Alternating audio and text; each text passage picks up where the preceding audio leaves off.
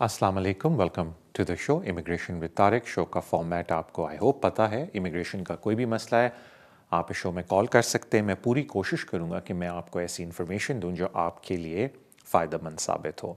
Calls लेने से पहले thank you so much for your love and support जो आप सोशल मीडिया पे इस चैनल को देते हैं। अपने पहले कॉलर की तरफ चलते हैं। अस्सलाम वालेकुम। वालेकुम सलाम जी। तारक भाई कैसे हैं? ठीक ठाक है? अल्हम्दुलिल्लाह मैं बिल्कुल खैरियत से सर। तारक भाई मैंने लास्ट शो में भी आपके की थी, तो मैंने पूछ रहा था कि मैं बेसिकली सेल्फ एम्प्लॉयड हूँ और साथ में मेरी एम्प्लॉयमेंट भी चल रही है। और मैं ना जो है वो मिसेस का वीज़ा अप्लाई करना है। वो वीज़ा अप्लाई करने के बाद मैं जॉब को ना छोड़ना चाहता हूँ। तो जो मेरे लीगल जो मेरी वीज़े के लिए कर रहे हैं ना वकील साहब, उन्होंने मुझे बोला था कि आपने जो इनकम डिक्लेयर की है ना ये लास्ट ईयर डिक्लेयर की है, और और ये जो है ना ये आपकी लॉक हो चुकी हुई है। इट मीन्स के अब ये आप उनको दिखा सकते हैं कि आपने साल की इनकम 19,000 या 20 डिक्लेयर कर दी हुई है। अब इसमें वो कमी पेशी कोई नहीं हो सकती। बेशक जॉब छोड़ दें आप, बेशक अगर पाकिस्तान भी आपने 4 वीक्स के लिए जाना है तो आप जा सकते हैं, लेकिन अगर हम नेक्स्ट अप्रैल में दाखिल हो जाते हैं ना, अप्रैल में फिर ये है कि आपको फिर इस अप्रैल के बाद अगर आपने अप्लाई किया तो आपको फिर इस साल की जो आप इनकम आपको दिखानी पड़ेगी। वो जब तक हम नहीं दिखाएंगे तब तक आप वीज़ा अप्लाई नहीं कर सकते। तो प्लीज़ इस बारे में थोड़ा सा मुझे बता दीजिएगा। ये मेरा सवाल इसमें से थोड़ा सा सवाल भी है, और जो है ना वो मैंने आपको थोड़ी सी बात भी बता दी है। Okay, thank you so much आपकी कॉल का। देखिए थोड़ा सा मैं आपको, आप भी थोड़े मेरे ख्याल से कंफ्यूज हैं बिकॉज़ आपने जो सवाल पूछा है उसके अंदर ही आपने जवाब भी दे दिया है, लेकिन थोड़ा सा मैं उसके ऊपर आई थिंक एक्सपैंड कर देता हूँ ताकि थोड़ा सा आपको भी हेल्प हो जाए। देखिए पहली बात यह है कि जब आप एप्लीकेशन डाल देते हैं तो जो डेट ऑफ एप्लीकेशन है वो रेलिवेंट है, यानी कि जब आप जिस दिन एप्लीकेशन डालते हैं उस दिन आपने ये बात प्रूव करनी है कि जी मैं फ़ाइनेंशियल रिक्वायरमेंट को मीट कर पाता हूँ। एप्लीकेशन डालने के बाद आप बेशक अपनी जॉब चेंज करें, कुछ करें, जो रूल्स हैं वो आप पे अप्लाई नहीं होंगे फ़ाइनेंशियल रिक्वायरमेंट के, बिकॉज डेट ऑफ एप्लीकेशन पे आपने फ़ाइनेंशियल रिक्वायरमेंट की रिक्वायरमेंट को मीट करना है। जिस तरह मैं एग्जांपल देता हूँ कि सैलरी के ऊपर फॉर एग्जांपल फ़ाइनेंशियल रिक्वायरमेंट ये है कि जी अगर आप 6 महीने से ज़्यादा अपने एम्प्लॉयर के साथ हैं तो आपने 6 महीने की पे स्लिप लगानी है, लेकिन अगर आप 6 महीने से कम अपने एम्प्लॉयर के साथ हैं, करंट एम्प्लॉयर के साथ, तो आपने पूरे 1 साल का सबूत देना है। तो अगर कोई बंदे ने से मार्च में एप्लीकेशन डाली है और मार्च में वो शख्स 6 महीने अपने इस एम्प्लॉयर के साथ है, कोई भी एम्प्लॉयर है, तो उसने 6 महीने की पे स्लिप डालनी है और उसने एप्लीकेशन डाल दी। लेकिन अप्रैल में अगर वो एम्प्लॉयर बी के पास चला जाता है, ज़ाहिर बात है अगर मई में अगर उसने एप्लीकेशन डालनी होती तो अप्रैल में उसने एम्प्लॉयर बी के पास गया तो पूरे 1 साल की डालनी है, लेकिन क्योंकि एप्लीकेशन मार्च में हो चुकी है, आगे की जो भी चीज़ें आगे हो रही हैं वो आपकी एप्लीकेशन पे इम्पैक्ट नहीं करती। तो मेरे ख्याल से एक सवाल का जवाब आपने ख़ुद दे दिया कि एक दफ़ा जब आप एप्लीकेशन डाल देते हैं उसके बाद आप कहीं छुट्टी पे भी जाते हैं या आपकी फ़ाइनेंशियल रकम ऊपर नीचे भी हो रही है कुछ अरसे के लिए, it will not impact that specific application because वो एप्लीकेशन ऑलरेडी डल चुकी है। और जो आपने फ़ाइनेंशियल रिक्वायरमेंट को मीट करना है वो आपने मीट करना है इन अकॉर्डेंस विद जो डेट ऑफ एप्लीकेशन है। तो पहली बात का तो जवाब आपने ख़ुद दे दिया कि हाँ जी मैं अगर एप्लीकेशन डाल देता हूँ तो मुझे बताया गया है कि मैं पाकिस्तान भी जा सकता हूँ छुट्टियों के लिए, बिकॉज ज़ाहिर बात है एक दफ़ा एप्लीकेशन डल गई, फ़ाइनेंशियल रिक्वायरमेंट आपने उस वक्त मीट करनी है। उसके बाद अगर आप छुट्टी पे जाते हैं, सेल्फ एम्प्लॉयड में थोड़ी इनकम गिरती भी है, तो टेक्निकली उस स्पेसिफिक एप्लीकेशन पर असर नहीं पड़ना चाहिए because date of application is relevant. हाँ खुदा न खास्ता, जो मैंने आई थिंक 3-4 वीक पहले भी किसी ने शो में पूछा कि क्यों मैं कहता हूँ कि अपनी इनकम को मेंटेन रखें, कि अगर खुदा ना खास्ता एप्लीकेशन किसी वजह से रिफ्यूज़ होती है और आपको बाद में राइट ऑफ अपील मिलता है और आप अपील में जाते हैं, तो देन जज के पास ये ऑप्शन होती है कि डेट ऑफ हियरिंग पे भी देखे कि आप फाइनेंशियल रिक्वायरमेंट मीट करते हैं या नहीं करते। तो वो डिपेंड करता है कि आप केस को कैसे प्रेजेंट करें। तो इसलिए बेहतर ये होता है कि थ्रू आउट द पीरियड कोशिश करें फाइनेंशियल रिक्वायरमेंट मीट करने की, लेकिन एप्लीकेशन डालने के बाद अगर आप कहीं जा रहे हैं, एक फाइनेंशियल रिक्वायरमेंट पे थोड़ा सा असर पड़ता है, उस स्पेसिफिक एप्लीकेशन पे ایڈورس افیکٹ نہیں پڑے گا بیکاز ڈیٹ آف اپلیکیشن پہ آپ نے ریکوائرمنٹ میٹ کرنی ہے. تو یہ کا سوال آپ نے اپنے جواب آپ نے اپنے سوال میں ہی دے دیا تھا, لیکن میں نے اس کو تھوڑا سا الیبوریٹ کر دیا. اب آ جاتے ہیں سیلف امپلائمنٹ انکم کے اوپر. وہاں کوئی کنفیوژن نہیں ہونی چاہیے, صرف میں لوگوں کو سمجھا دوں کہ جو سیلف امپلائمنٹ انکم کا آپ کا سال ہوتا ہے وہ اپریل ٹو اپریل ہوتا ہے, اور ہمارا جو یہاں کا قانون ہے وہ یہ بولتا ہے, یہ میں ٹیکس کی بات کر رہا ہوں, کہ اگر آپ کا فائنینشیل ایئر اپریل میں ختم ہو رہا ہے تو وہ 31 جنوری فالوئنگ 31 جنوری تک آپ کو ٹائم دیتے ہیں کہ آپ اپنے ٹیکس کے ریٹرن کو فائل کر دیں. جس طرح کہ فار ایگزامپل اس 5 اپریل 2022 کے اندر آپ کا 21 ٹو 22 کا ٹیکس ایئر ختم ہو جائے گا, اور پھر اپریل سے لے کے 31 جنوری تک آپ کے پاس ٹائم ہے کہ آپ اپنے 5 اپریل ایئر اینڈ تک کے اکاؤنٹس کو فائل کر کے HMRC کو اپنا ٹیکس جمع کرا سکتے ہیں. تو میرے خیال سے جو وہ بات آپ کو سمجھانے کی کوشش کر رہے تھے وہ یہ کہ اگر آپ اپنی اپلیکیشن 5 اپریل سے پہلے ڈالتے ہیں تو ٹیکنیکلی 21 ٹو 22 کا ٹیکس ایئر ختم نہیں ہوتا, یعنی کہ جو آپ نے اپنے ٹیکس ریٹرن دکھانے ہیں وہ 20 ٹو 21 کے دکھانے ہیں.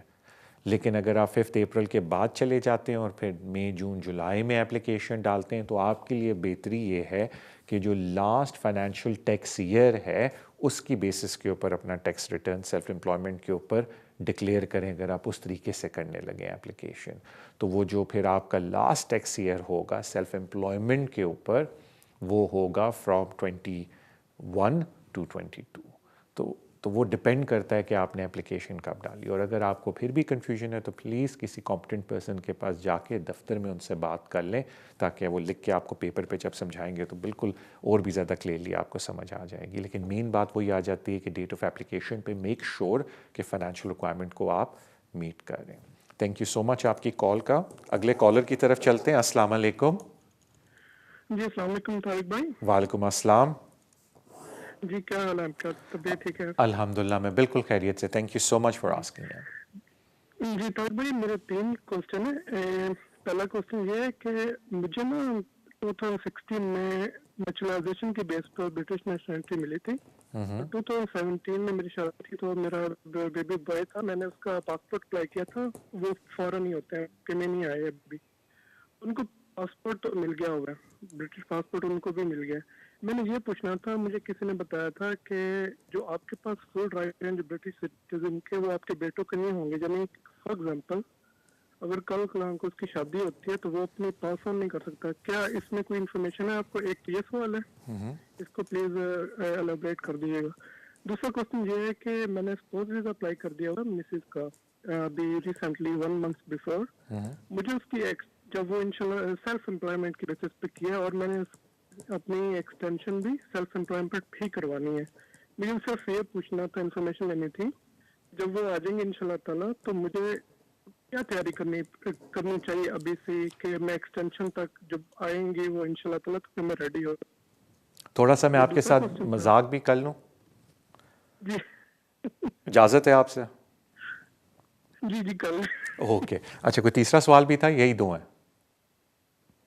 جی تیسرا کوشچن تو بس اس سے تھا کہ میں نے یہ سنا ہے کہ جو بل آ رہا ہے اس میں تو وہ بغیر جو ہوم آفس آپ کی نیشنلٹی کینسل کر دے گا. اس کے بارے میں بھی کچھ آپ کو انفارمیشن ہے تو اس کو بھی الیبریٹ کر دیجیے. Thank you. اوکے, یہ 3 کوشچن ہیں. بل کے بارے میں بتاتا ہوں. آئی تھنک لوگوں کو بڑی مسکنسیپشن ہے اس کے بارے میں, لیکن ہم اس میں بعد میں آتے ہیں. پہلے تھوڑا مذاق کر لیتے ہیں. آپ نے کہا نا میری وائف آ رہی ہیں تو کیا مجھے کرنا چاہیے؟ سب سے پہلے اپنے سارے دوستوں کو بتانا چاہیے آپ کو کہ بس اس تاریخ کے بعد میں آپ لوگوں سے نہیں ملوں گا. تو میرے خیال سے یہ بڑا امپورٹنٹ ہے. اور اپنے دوستوں کو تھوڑی رشوت کے ساتھ بولیں ساری آپ کی فوٹوز ڈیلیٹ کر دیں اور اپنا نمبر بھی چینج کر لیں, یہ آپ کروا لیں. میں نے کہا تھوڑا مذاق کیا, آپ نے اجازت دی تھی تو اس لیے میں کہہ رہا تھا. اچھا اب آ جاتے ہیں ہم چیزوں کے اوپر. جو آپ کا پہلا سوال تھا وہ بیسکلی ہوتا یہ جو مجھے آپ سے پتہ چلا ہے کہ آپ نیچرلائز ہوئے ادھر یو کے اندر, یعنی کہ ریزیڈنسی ریکوائرمنٹ آپ نے پوری کی اور آپ برٹش بنے. جب آپ برٹش ادھر بن جاتے ہیں تو آپ کا بچہ جو پاکستان میں پیدا ہوا وہ برٹش بائی برتھ ہے, بیکاز اس کو برٹش سٹیزن شپ ملی ہے آپ کی بیسس کے اوپر. جو آپ کے فرینڈز آپ کو بتانے کی کوشش کر رہے تھے کہ کیونکہ آپ کا بیٹا انگلینڈ سے باہر پیدا ہوا ہے اور اس کو نیشنلٹی آپ کی بیس پہ ملی ہے، وہ صرف ان بچوں کو اپنی نیشنلٹی فارورڈ کر سکتا ہے جو یو کے کے اندر پیدا ہوں. یعنی کہ اگر اس کا بیٹا یو کے سے یا اس کی بیٹی یو کے سے باہر پیدا ہوئی تو تھوڑی سا ایشو ہو سکتا ہے، لیکن بہت ابھی آپ سمجھیں ٹائم ہے اس چیز کے اندر.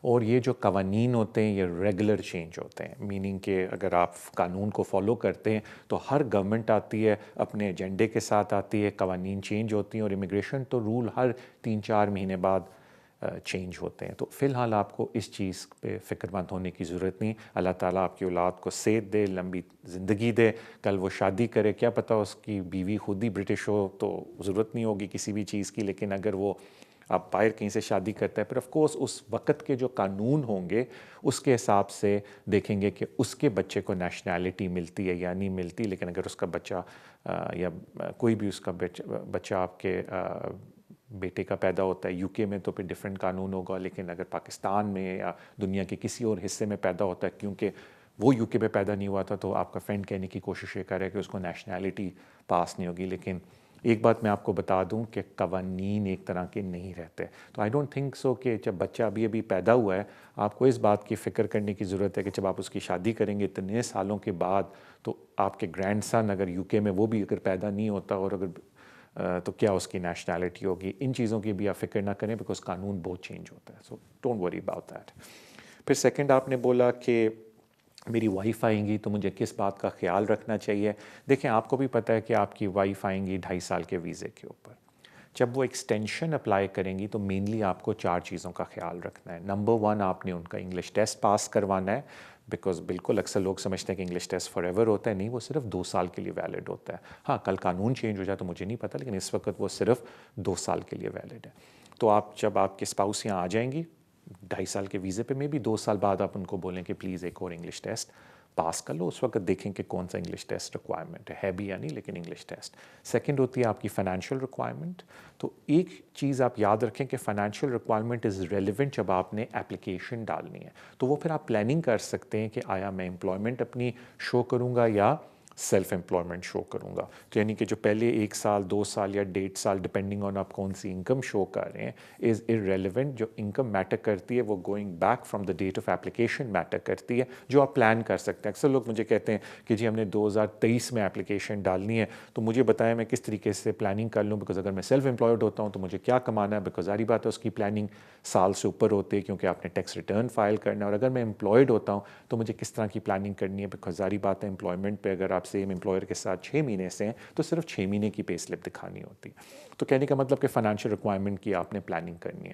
تیسری بات ہوتی ہے جو وہ مین کہتے ہیں کہ آپ کی ریلیشن شپ سبسسٹنگ ہو، جس میں آپ نے ایویڈنس دینا ہوتا ہے کہ آپ کی ریلیشن شپ سبسسٹنگ ہے.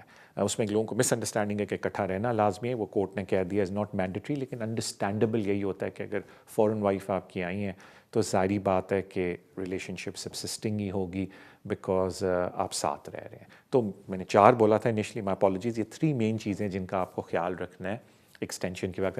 آف کورس چوتھی چیز میں ڈال ہی دیتا ہوں کہ میک شور کریں کہ ویزا ایکسٹینشن سے پہلے آپ ایکسٹینشن اپلائی کریں، تو ویزا ختم ہونے سے پہلے. تو یہ تو آپ کا جواب ہو گیا. سیکنڈ اب آ جاتے ہیں تیسرے کی طرف.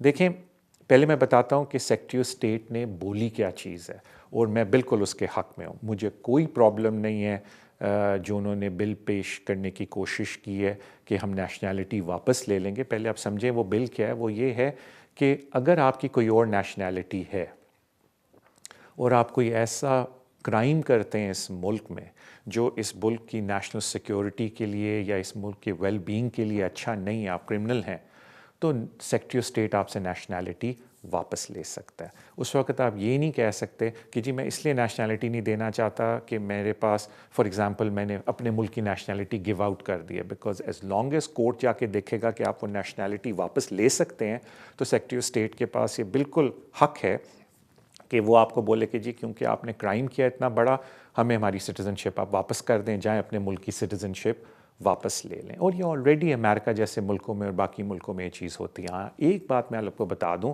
ایک قانون ہے جو اس کو کوئی نہیں چھیڑ سکتا ابھی تک تو ایٹ لیسٹ، کہ آپ اسٹیٹ لیس نہیں ہو سکتے. لیکن آپ اس میں یہ نہ سمجھیں جو انہوں نے نئی چینجز کی ہیں نا، میں آپ کو ایگزامپل دیتا ہوں انہوں نے کرنے کی کیا کوشش کی ہے. سے آپ تھے. ایگزامپل دیتا ہوں تو پلیز کوئی مائنڈ نہ کریں میں نے پاکستانیوں کی کیوں ایگزامپل دی ہے, کہ اگر کوئی پاکستانی نیشنل ہے اور بعد میں وہ برٹش بن جاتا ہے اور اپنے پاکستانی پاسپورٹ کو جا کے بولتا ہے ایمبیسی کو کہ جی آپ رکھ لیں, مجھے اب نہیں چاہیے کیونکہ میں برٹش ہو گیا ہوں, کل خدا نخواستہ وہ شخص اگر کوئی کرتا ہے ایسا کرائم جو نیشنل سیکیورٹی کا ہے کہ کوئی کافی سیریس ٹائپ کا کرائم کرتا ہے, تو سیکریٹری اسٹیٹ کہے گا جی میں آپ کی نیشنلٹی لے رہا ہوں. وہ شخص پھر کورٹ میں جا کے یہ نہیں کہہ سکتا وہ جی میرے پاس تو کوئی نیشنلٹی نہیں ہے, آپ کس طرح میری نیشنلٹی لے سکتے ہیں, بیکاز سیکریٹری اسٹیٹ یا کورٹ آگے سے کہے گا یہ جی بل بن گیا, آپ پاکستان کے پاس واپس جائیں اور اپنی نیشنلٹی لے لیں کیونکہ آپ لے سکتے ہیں. اور آپ کو پتہ ہے کہ یہ سب کچھ کس کیس کی وجہ سے ہوا ہے. وہ بیگم کا جو سب سے کیس ہے بڑا جو اس وقت ابھی بھی چل رہا ہے, یہ بیسکلی اس کیس کی وجہ سے یہ سب کچھ ہوا ہے. تو انہوں نے دیکھا کہ ایک چھوٹا سا لوپ ہول ہے نیشنلٹی لاز کے اندر, جس کو میں یہ نہیں کہوں گا ایکسپلوئٹ کیا گیا, بٹ جس کو بڑے طریقے سے قانونی طور پہ استعمال کیا ہے ان کے لائرز نے. اب دیکھیں ہوم آفس بھی نا, سیکریٹری اسٹیٹ بھی اپنی غلطیوں سے سیکھتے ہیں. انہوں نے کہا کہ ٹھیک ہے یہ ایک ہمیں گرے ایریا لا میں ملا ہے, اس کو اب ہم ٹھیک کر دیتے ہیں. بیسکلی اس گرے ایریا کو انہوں نے اب ٹھیک کیا, جس کی ایک ایگزامپل ہے کہ اسٹوڈنٹس پہلے 10 سال پورے کر کے لانگ ریزیڈنس پہ اپلائی کرتے تھے, اب بول دیا اسٹوڈنٹ 8 سال سے زیادہ یہاں رہ ہی نہیں سکتا, اس ٹائپ کی چیزیں. سو اینی وے, تو وہ آپ اس کو مس انڈرسٹینڈ نہ کریں, اللہ نہ کرے آپ کوئی ایسی ایکٹیویٹی کریں کہ آپ کو پریزن جانا پڑے, اور وہ بھی اتنی سیریس لیول پہ کہ وہ نیشنلٹی لیں. تو اس کی بھی انہوں نے ابھی جب یہ پورا آئے گا تو آپ دیکھیں, تو اس میں یہ نہیں کہتا کہ میں حق میں ہوں خراف ہوں, لیکن آف کورس اس کی بھی آپ کے پاس ریمیڈیز ہوں گی اس کو اپیل کرنے کی. لیکن یہ اتنا بھی ایزی نہیں ہے جتنا ساروں نے سمجھا ہوا ہے کہ بچی ہمیں خط لکھیں گے اور لے لیں گے. یو ہیو ٹو کافی سیریس کرائم کی بیسس کے اوپر ہوگا, کیونکہ سیکریٹری اسٹیٹ کو برڈن اپنا پروف کرنا ہے کہ یہ صحیح کیا اس نے, جو بھی اس وقت کا سیکریٹری اسٹیٹ ہے, کہ آپ کی نیشنلٹی لے رہے ہیں. اینی وے, مجھے بتایا جاتا ہے کہ بریک کا ٹائم ہوا ہے, let's go on a break. Break سے واپس آ کے ہم گونا ٹیک سم مور کالز, پھر ہم اپنی باتوں کا سلسلہ جاری رکھیں گے. So see you after the break. السلام علیکم, welcome back to the show immigration with Tariq. اپنے کالز کا سلسلہ شروع کرتے ہیں. السلام علیکم. وعلیکم السلام. طارق صاحب کیسے ہیں آپ؟ ٹھیک ہیں الحمدللہ میں بالکل خیریت سے بھائی. طارق صاحب آپ نے کافی مجھے گائیڈ کیا تھا, میں کافی بار آپ سے سوال کی تھے پروگرام میں بھی, اور ایک اپوائنٹمنٹ میں بھی لی تھی. تو ابھی یہ نا میری اپیل جو ہے نا وہ سر الو ہو گئی ہے آرٹیکل 8. جی ہلو, مجھے سن پا رہے ہیں سر؟ جی آپ کی لائن کٹ کی تھی بیچ میں, آپ کی آواز کٹ کی تھی. آپ نے کہا میری اپیل الاؤ ہوگی آرٹیکل 8 پہ, بس یہاں تک مجھے سمجھ آیا. آرٹیکل 8 اور پلس 276 AD پیراگراف. ہلو, آواز آ رہی ہے؟ جی جی میں بالکل آپ کی بات سن رہا ہوں. اچھا, تو ابھی یہ تو 3 سوال تھے میرے چھوٹے چھوٹے. ایک تو اس پہ میں مجھے فار ایگزامپل ابھی ان کے پاس ہے رائٹ کہ وہ اپیل کریں 24 تک, جی تو وہ نہیں کر رہا ہے. اس کے بعد مجھے وہ بایو میٹرک وغیرہ لیٹر سینڈ کریں گے, اور اس کا جو نیکسٹ ان کا ہے. جی مجھے یہ پوچھنا تھا کہ اگر یہ مجھے جب کارڈ ملتا ہے تو اگر میں اس پہ ٹریول کر سکتا ہوں پاکستان, اور اگر میں شادی کرتا ہوں تو کیا میں اپنے پارٹنر کو اسپانسر کر سکتا ہوں؟ اور تیسرا تھا کہ اگر پبلک فنڈ ایشو ہوتے ہیں اس پہ یا نہیں ہوتے, اگر نہیں ہوتے اس کا کیا ہے؟ فار ایگزامپل اگر سچویشن, کیونکہ میں جاب کافی عرصے سے نہیں کر رہا تھا نا, تو اوکے میں تھوڑی انفارمیشن چاہیے تھی. اوکے میں آپ کو بتا دیتا ہوں. ریورس آرڈر میں اوپر نیچے سے جاؤں گا تاکہ شادی والا میں اینڈ میں بتا دوں. پہلے آ جاتے ہیں کہ آپ کو 2.5 سال کا ویزا ملے گا کیونکہ آپ ہیومن رائٹس کے اوپر اپنی اپیل جیتے ہیں. مجھے بیسز آپ کے کیس کی نہیں پتہ, لیکن اگر آپ ہیومن رائٹ پہ جیتے ہیں تو وہ پھر فیملی اینڈ پرائیویٹ لائف کی بیسس کے اوپر آپ کو 2.5 سال کا ویزا دیتے ہیں. ایک دفعہ آپ کے پاس ویزا آ جائے بالکل آپ پاکستان جا سکتے ہیں اس کے اوپر, بیکاز آپ کو visa family and private life کے اوپر ملا ہے. وہ آرٹیکل 8 سے مجھے پتہ چل گیا تھا. ایشو ان کو ہوتا ہے پاکستان جانے میں جنہوں نے 5 سال کا ریفیوجی سٹیٹس لیا ہوتا ہے, کیونکہ انہوں نے موسٹ لائکلی یہ بولا ہوتا ہے کہ جی ہماری جان کو خطرہ ہے, ہم پاکستان نہیں جا سکتے. اگر وہ پاکستان جاتے ہیں تو ہوم آفس بالکل ان سے پوچھ سکتا ہے کہ بھی آپ نے تو کہا تھا آپ کی جان کو خطرہ ہے, تو اب آپ پاکستان کیوں جا رہے ہیں. لیکن جن لوگوں نے ہیومن رائٹ کے اوپر ویزا لیا ہے ان کو کوئی پرابلم نہیں. اکثر مجھے لوگ پوچھتے ہیں طارق بھی ہم نے اسائلم کیا تھا لیکن بعد ہمارے بچے کو یہاں 7 سال ہو گئے, ہم نے ان کی بیس پہ ویزا لیا ہے, تو وہ بھی بالکل پاکستان جا سکتے بیکاز انہوں نے اسائلم کی بیس پہ ویزا نہیں لیا. آپ کو پتہ چل جائے گا آپ نے اسائلم کی بیس پہ آپ کو ویزا ملا ہے بیکاز وہ 5 سال کا ویزا ہوگا اور اس پہ لکھا ہوگا ریفیوجی سٹیٹس.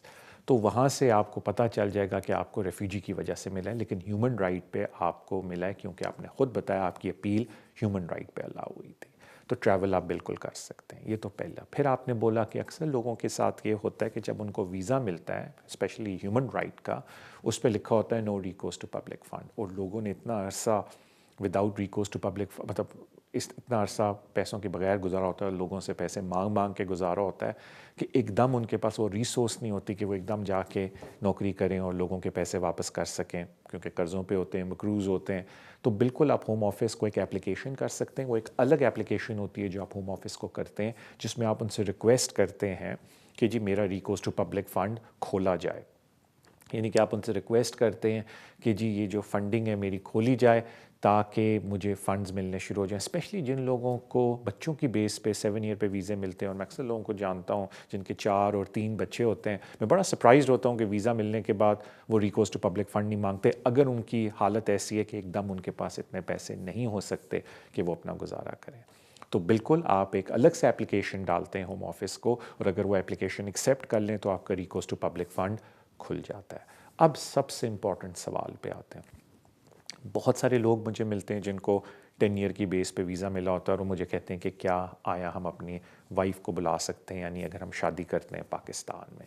تو پرابلم یہ ہے کہ the simple answer is no, because appendix FM ایم جس کی بیسس پہ آپ اسپاؤس کو ادھر بلاتے ہیں، اپینڈکس ایف ایم کے لیے اسپانسر کے پاس یا تو انڈیفینٹ ہونا چاہیے، یا وہ برٹش ہونا چاہیے، یا وہ ریفیوجی سٹیٹس کے اوپر ہونا چاہیے، یا اس کے پاس ای یو سیٹلمنٹ اسکیم کا 5 سال کا ویزا، اور وہ یورپین ہونا چاہیے. کیونکہ ایک مس انڈرسٹینڈنگ لوگوں کو ہے کہ جی میرے پاس 5 سال کا یورپین ویزا ہے، میں وائف کو بلا سکتا ہوں یا نہیں. دی آنسر از نو اگر آپ خود یورپین نہیں ہیں تو وہ اپینڈکس ایف ایم کے اندر یہ لوگ آتے ہیں، اور ہم ہیومینیٹیرین پروٹیکشن والے آتے ہیں. یہ گرے ایریا قانون میں ہے کہ جو لوگوں کے پاس ہیومن رائٹ والا ویزا ہے وہ اپنے اسپاؤس کو پاکستان سے نہیں بلا سکتے. گرے ایریا یہ ہے، and I am very surprise, اور یہ میں بہت پہلے بھی کہا تھا جب یہ 2012 میں قانون آیا تھا کہ آئی ایم ویری سرپرائز کہ انہوں نے، اور جنہوں نے مجھے 2012 سے فالو کر رہے ہیں، میں نے اس وقت بھی کہا تھا کہ یہ مجھے اس کے اندر ایک گرے ایریا لگ رہا ہے، بیکاز یہ جو انہوں نے پرائیویٹ لائف کے قوانین لائے ہیں کافی لوگ اس میں کوالیفائی کریں گے، جس طرح جس کی ایج 18 سے 25 کے 20 میں، اور اس کو 2.5 سال کے ویزے ملیں گے. خیر ٹھیک ہے، اب تو اس کو سیٹلمنٹ کے لیے بھی انہوں نے بول دیا، لیکن جن کو اس زمانے میں ویزے ملے وہ تو 25 سے اوپر ہو گئے. تو اس کا مطلب اگلے 10 سال تک وہ شادی تو کر سکتے ہیں کسی سے یو کے اندر، لیکن اگر وہ کسی سے دنیا میں کہیں اور شادی کرتے ہیں تو اسپاؤس ویزے پہ ان کو ادھر نہیں بلا سکتے، جو کہ میرے خیال سے زیادتی ہے. یہ میں نے بات 2012 میں بھی بولی، 13 میں بھی بولی، 14 میں بھی بولی. بٹ اینی وے، تو یہ پرابلم ہے سر، جو اس ویزے پہ آپ ہیں گڈ لک ٹو یو، لیکن آپ اس پہ اپنے اسپاؤس کو اسپانسر نہیں کر سکتے. ہاں، آپ کی اسپاؤس اسٹوڈنٹ بن کے ادھر آئیں اور آپ کے ساتھ رہیں اور اسٹوڈنٹ پہ ہی اپنا کنٹینیو رکھیں تو وہ ایک الگ بات ہے، لیکن آپ ان کو اسپاؤس کے طور پہ اپینڈکس ایف ایم کے انڈر اسپانسر نہیں کر سکتے اگر آپ کے پاس پرائیویٹ اینڈ فیملی لائف پہ 10 ایئر روٹ پہ ویزا ہے، انلیس آپ کے پاس سیٹلمنٹ آ جائے. تھینک یو سو مچ آپ کی کال کی. اگلے کالر کی طرف چلتے ہیں. السلام علیکم. ہیلو، وعلیکم السلام سر، کیسے ہیں آپ؟ الحمدللہ میں بالکل خیریت سے بھائی. Thank you so much for asking. Thank you sir. میں تھوڑی سی انفارمیشن بس لینا چاہ رہا تھا میرے کیس کے متعلق. میرے پاس at the moment a residence card ہے، ریزیڈنس پرمٹ ہے. میری وائف جو ہیں وہ آئرش سٹیزن ہے اور ان کے پاس سیٹل اسٹیٹس ہے، اور ریسنٹلی ابھی بچہ پیدا ہوا ہے اور ان کے پاس برٹش پاسپورٹ، کیونکہ یہاں کے پاس سیٹل اسٹیٹس تھا. تو دے آر آل فائن. سر میں 5 سال سے اوبیسلی 2018 سے ای یو ریزیڈنس کارڈ پہ ہوں، اور اوبیسلی ای یو روٹ کے تھرو 5 سال کے بعد آپ ویٹ کریں 1 سال کا، پھر آئی ایل آر ہوگا، پھر آپ ریزیڈنسی کے لیے آپ کو پاسپورٹ مل سکتا ہے. تو وہ مجھے پتا ہے اس کا آلریڈی، میں آلریڈی اس روٹ پہ ہوں. That is well and sorted. لیکن میرا یہاں پہ انفارمیشن میں یہ لینا چاہ رہا تھا کہ اوبیسلی میری وائف جو ہے سیٹل اسٹیٹس ہے، ان کے پاس وہاں سے بھی جو ہے ایک روٹ پاسبلی شاید بن سکتا ہے.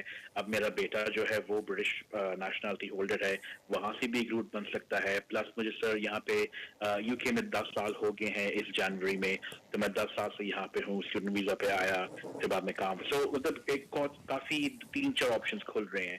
تو میں بس یہ پوچھنا چاہتا تھا، انفارمیشن یہ لینا چاہتا کہ میں جس راستے پہ ہوں وہ 5 سال والا، وہ 23 نیکسٹ ایئر میں مارچ میں وہ 5 سال ہو جائیں گے، پھر 1 سال اور آئی ایل آر.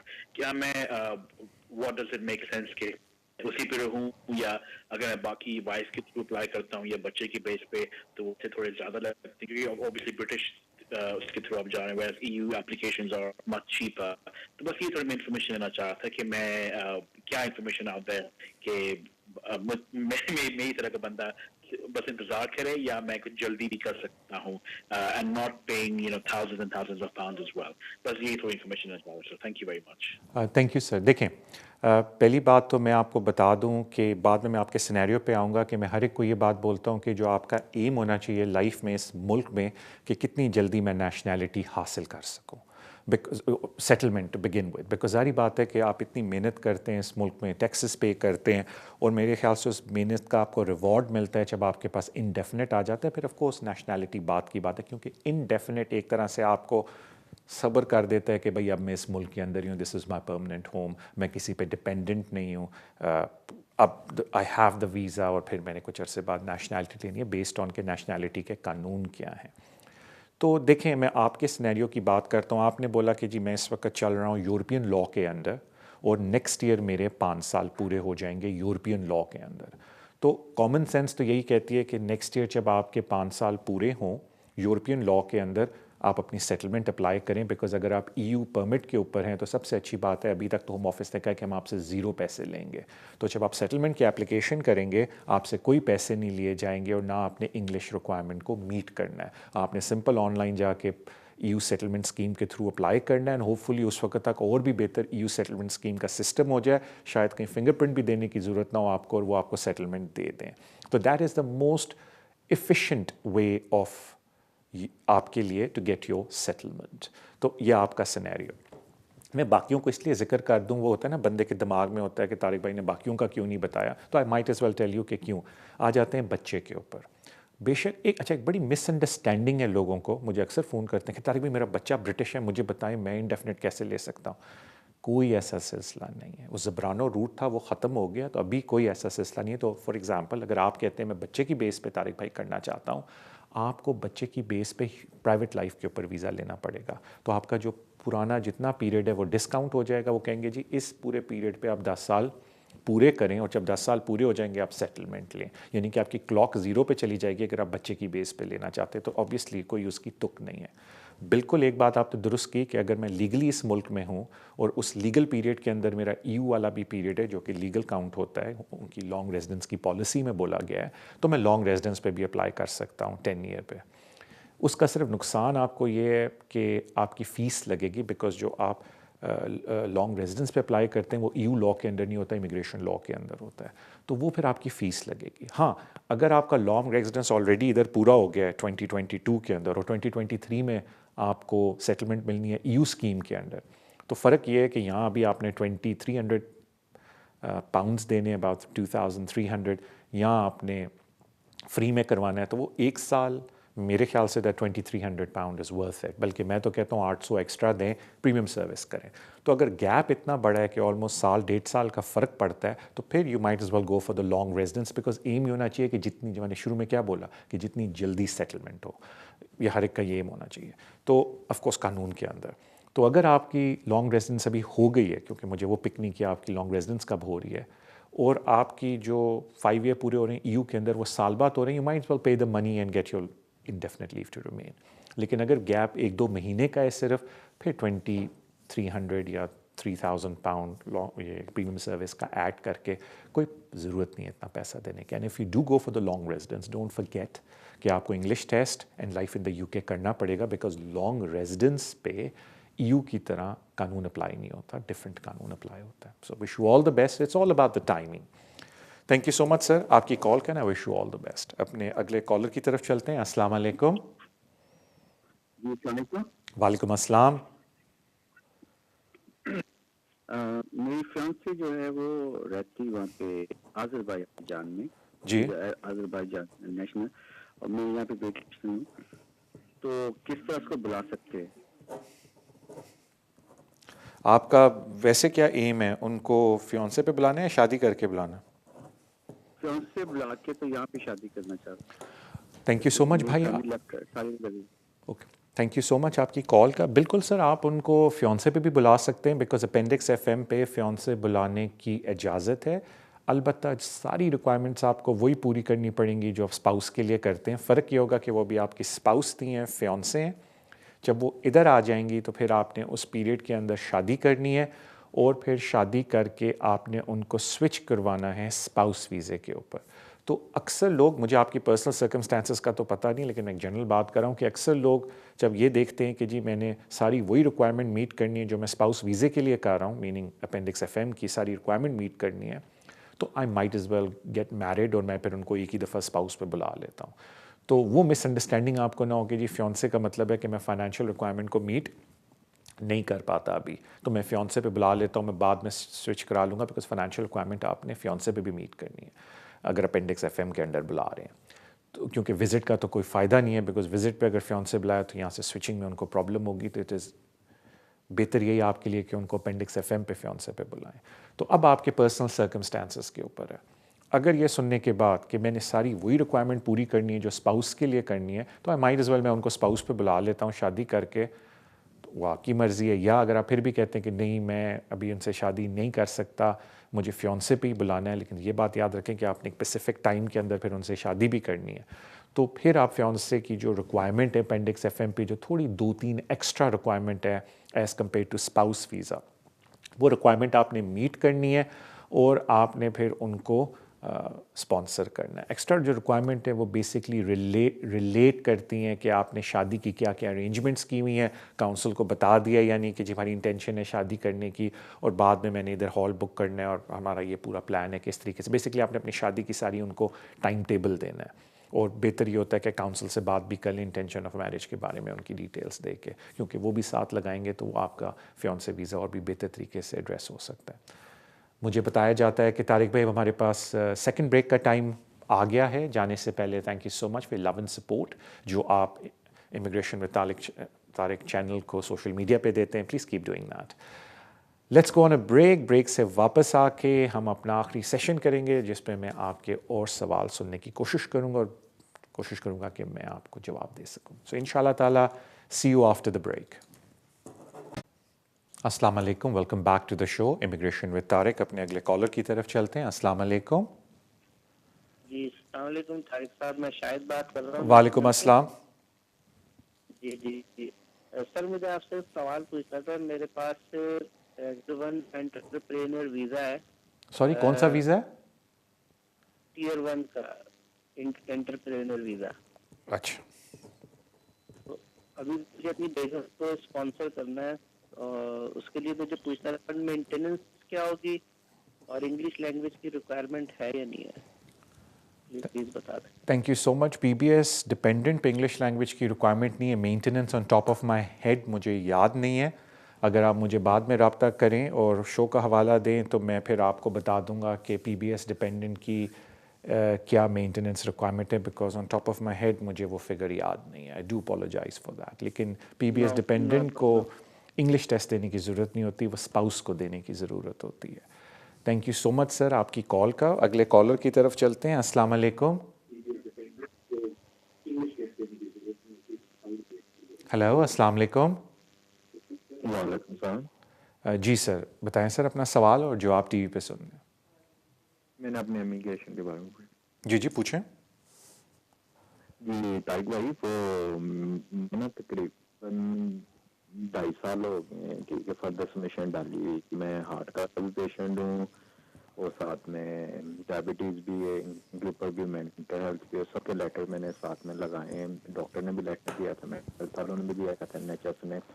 2.5 سال ہو گئے فردر سبمیشن ڈالی ہوئی, کوئی آنسر نہیں آ رہا. انہوں کو ہر بار لیٹر لکھتا ہوں تو وہ کہتے ہیں کہ آپ ویٹ کریں. تقریباً کوئی 7-8 بار لیٹروں کو انہوں نے آنسر بھی دیا ہے, تو کہتے ہیں ویٹ ہی کریں. ویٹ ایسے. آپ سنگل ہیں؟ جی میں سنگل ہوں. ٹھیک ہے. اور آپ کو یہ امید ہے کہ وہ ویزا لگا کے دیں گے؟ آپ اس لیے پوچھ رہے تھے کہ ٹائم زیادہ لگ رہا ہے یا ویسے پوچھ رہے ہیں آپ؟ نہیں ویسے پوچھ رہا ہوں کیا اس کا کیا ہوگا کیا.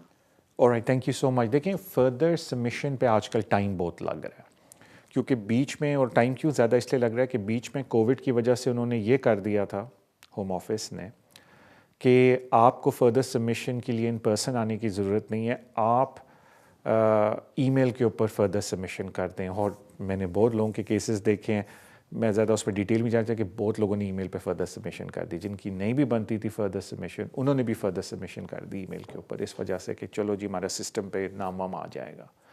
तो बहुत ज़्यादा उनके पास वर्कलोड है इस वक्त। आप फर्दर सबमिशन की एक अलग से टीम है, उनको ईमेल कर सकते हैं चेसअप करने के लिए कि जी मेरा इतने अरसे से फर्दर सबमिशन डाला हुआ है, प्लीज़ अगर आप मुझे जवाब दे दें। लेकिन अगर मुझे आपके केस के मेरिट का नहीं पता, लेकिन अगर आपके केस में मेरिट इतना अच्छा नहीं है तो फिर जितना ज़्यादा होम ऑफिस टाइम ले रहा है आप ही के लिए फ़ायदा है, क्योंकि वो जवाब देंगे और अगर रिफ्यूज़ करते तो फिर आपकी और कॉस्ट लगेगी टू चैलेंज दैट डिसीजन।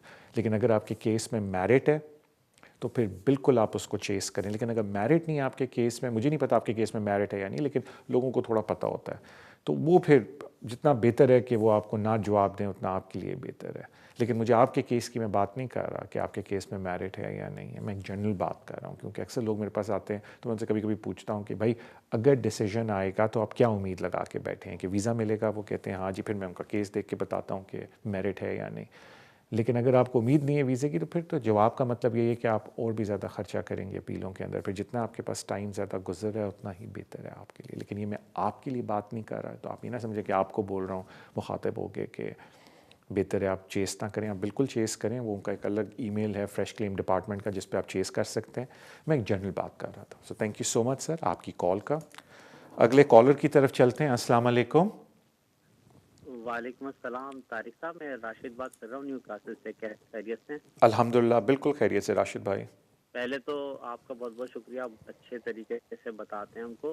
और दूसरी बात है, मैं आपके सिर्फ 2 सवाल पूछने। एक तो ये कि मैं ब्रिटिश होल्डर हूँ, पासपोर्ट होल्डर हूँ, तो मैंने अपनी वाइफ के लिए ILR अप्लाई किया अभी नेक्स्ट मंथ। तो उसमें कोई अमाउंट की तो कोई रिक्वायरमेंट नहीं है ना कि आपके पास बैंक में इतने पैसे होने चाहिए? और दूसरा सवाल ये है कि मैंने अपनी वालदा के लिए अप्लाई किया पाकिस्तान से, तो जो उनकी वालिद साहब की पेंशन आती है उनके पास, तो वो कितने महीने की होनी चाहिए? मुझे ये तो पता है कि अगर मुझे लेट मी करेक्ट के 6 महीने की हम अगर स्पॉन्सर करेंगे तो 6 महीने की चाहिए होगी, तो वहाँ से कितनी चाहिए होगी? और अगर कोई और वालदा के लिए अप्लाई करने के लिए कोई रिक्वायरमेंट हो तो प्लीज़ बता, बड़ी मेहरबानी होगी। विजिट वीज़े की बात करें आप? जी जी please. Okay, thank you so much.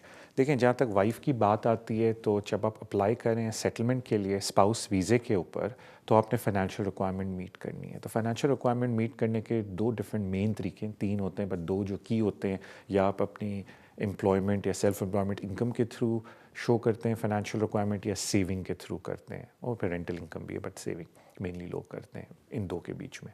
तो अगर आप सेविंग पे शो करें तो फिर एक सर्टेन अमाउंट तक आपको 6 महीने तक अपने पैसे दिखाने हैं। लेकिन अगर आप अपनी फाइनेंशियल रिक्वायरमेंट को अपनी एम्प्लॉयमेंट या सेल्फ एम्प्लॉयमेंट इनकम के ऊपर शो करें तो इट डज़ नॉट मैटर कि आपके बैंक में कितना पैसा पड़ा है। ओवरड्रॉन भी हो दैट्स फाइन, बिकॉज वो टैक्स रिटर्न या डॉक्यूमेंट की इंफॉर्मेशन जो स्पेसिफिक डॉक्यूमेंट की लिस्ट है उसकी बेसिस पे असेसमेंट करते हैं।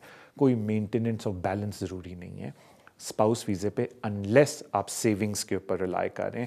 फिर वो कहते हैं कि 6 महीने तक इस सेविंग का फिगर इस अमाउंट से 1 पाउंड भी कम नहीं होना चाहिए आपके पास पड़ा हो, तो कोई वैसे उसकी रिक्वायरमेंट नहीं। अब आ जाते हैं हम विज़िट वीज़े के ऊपर। मैंने इसके ऊपर एक प्लीज़ वीडियो भी की है सोशल मीडिया पे, प्लीज़ आप उसको देखें।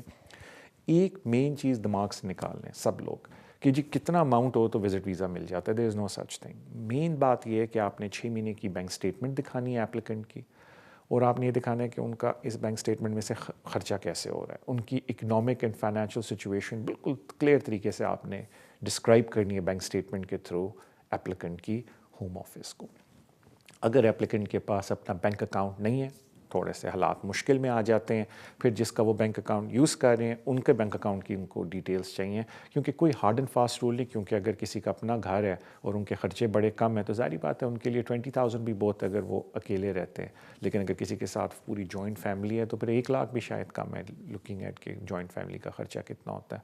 तो वो हर चीज़ पर्सनल सर्कमस्टांसिस पर होती है। एज लॉन्ग एज आप एक्सप्लेन कर सकें कि इनकी माशी एंड इकनॉमिक हालत बहुत स्ट्रॉन्ग है एंड उनके कनेक्शन बड़े स्ट्रॉन्ग है to go back home visit वीज़े के बाद, यू विल बी फाइन। तो कोई उसमें हार्ड एंड फास्ट रूल नहीं है। हाँ, एक बात का ज़रूर ख्याल रखें कि अगर टिकट आता है 600 का और आपने कहा 1000 पाउंड यहाँ स्पेंड करेंगे तो वो पैसे कहाँ से हैं। अगर आप भेज रहे हैं तो वो शो कर दें, और अगर उनके अकाउंट में ऑलरेडी पड़े हैं तो आप उसकी भी एक्सप्लेनेशन दें।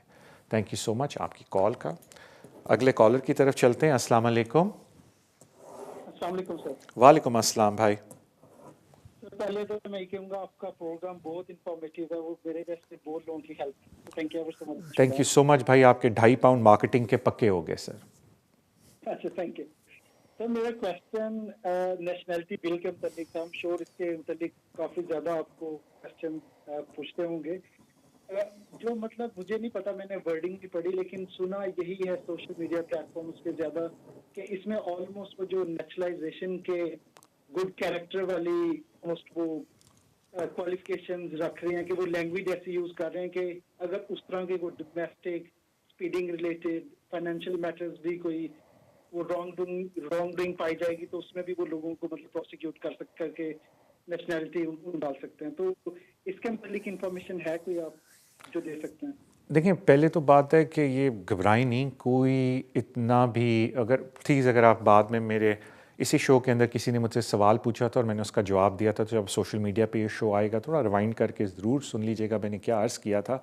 लेकिन मैं आपको एक बात बता दूं कि इतना भी घबराने की बात नहीं है, बिकॉज़ नेशनैलिटी पे डिस्क्रेशन होता है सेक्रेटरी ऑफ स्टेट का सर्टन कैरेक्टर गुड बिहेवियर के ऊपर। मैंडेटरी में तो कन्विक्शंस आ जाती हैं, लेकिन बाकी चीज़ों पे डिस्क्रेशनरी होता है और उसको आप चैलेंज भी कर सकते हैं।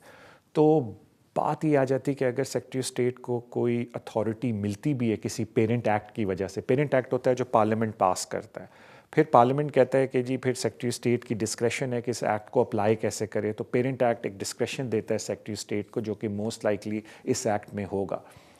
तो पेरेंट एक्ट को तो आप चैलेंज नहीं कर सकते उस तरीके से, लेकिन जो डिस्क्रेशन सेक्रेटरी ऑफ स्टेट की होती है उसको 100% आप कोर्टों में जाके चैलेंज कर सकते हैं। यानी कि अगर सेक्रेटरी ऑफ स्टेट ने बहुत ही अनफेयर डिसीजन लिया किसी के ऊपर, अगर किसी को ख़तरा भी है कि जी पावर मिल गई सेक्रेटरी ऑफ स्टेट को कि किसी की नेशनैलिटी ले सकती है या ले सकता है वो सेक्रेटरी ऑफ स्टेट, तो ये घबराने की ज़रूरत नहीं कि छोटी छोटी बातों पे ले लेंगे, बिकॉज आप उसको कोर्ट में जाके चैलेंज कर सकते हैं कि ये डिसप्रपोर्शनेट रिएक्शन है मेरे कन्विक्शन का। यानी कि अगर खुदा ना खास्ता मैं स्पीडिंग का मेरे पे फ़ाइन होता है, उसने सेक्रेटरी ऑफ स्टेट मेरी नेशनैलिटी ले लेता है क्योंकि जी उसको अथॉरिटी है, मैं गारंटी तो नहीं देता but I have a very very strong case court के अंदर कि भी मेरा 30 साल का ड्राइविंग लाइसेंस है, एक दो दफ़ा मुझे सिर्फ फ़ाइन हुआ है स्पीडिंग का, ठीक है इस दफ़ा मैं कन्विक्ट हुआ हूँ, मैं 100 माइल पे चला रहा था, उसका ये मतलब आप मेरी नेशनैलिटी ले लो, because the crime has to fit the penalty. ये क्रिमिनल में भी होता है और ये सिविल में भी होता है। तो I think ill be very disproportionate response secretary of state का कि वो मेरी नेशनैलिटी ले ले इस बात पे कि मैं 100 माइल के ऊपर गाड़ी चला रहा था। तो कहने का मतलब है बड़ी और चीज़ें जो इसके अंदर मैटर करती हैं, और जो पहले भी कॉल आई थी मैंने उनको यही बोला था कि ये बेसिकली जवाब है जो इश्यूज़ रेज़ हुए हैं बेगम केस लॉ के अंदर, जो कि बहुत ही मशहूर केस है और अभी तक वो चल रहा है।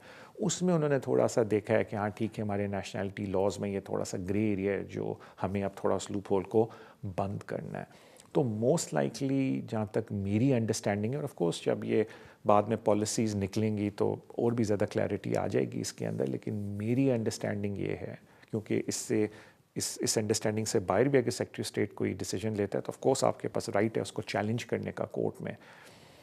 वो ये है कि ये ज़्यादातर वो बड़े ही सीरियस टाइप के क्राइम्स के ऊपर अप्लाई होगा, जिसमें टेररिस्ट एक्ट, टेररिज्म के एक्ट्स आ जाते हैं, उस टाइप के में अप्लाई होगा। बिकॉज उससे कम पे तो आपको ऑलरेडी पता है कि सर्टन कन्विक्शन आपको 1 साल से ऊपर हो जाए, और अगर आपके पास सिर्फ इंडेफिनेट है तो सेक्रेटरी स्टेट आपका इंडेफिनेट रिवोक करके आपको आपकी होम कंट्री में वापस भेज सकता है। आई थिंक सर्टन क्राइम्स जो सीरियस टाइप के क्राइम्स हैं वो शायद जिसमें ट्रैफिकिंग आता है बच्चों की, ख़वातीन की, सेक्स रिलेटेड क्राइम्स आते हैं, जब ये आगे जाके बिल थोड़ा मैच्योर होगा तो आई थिंक ये सारी चीज़ें फिर सेक्रेटरी स्टेट कह सकता है कि अगर आप इस तरह के क्राइम में इन्वॉल्व हैं मैं आपकी नेशनैलिटी वापस ले लूँगी या ले लूँगा।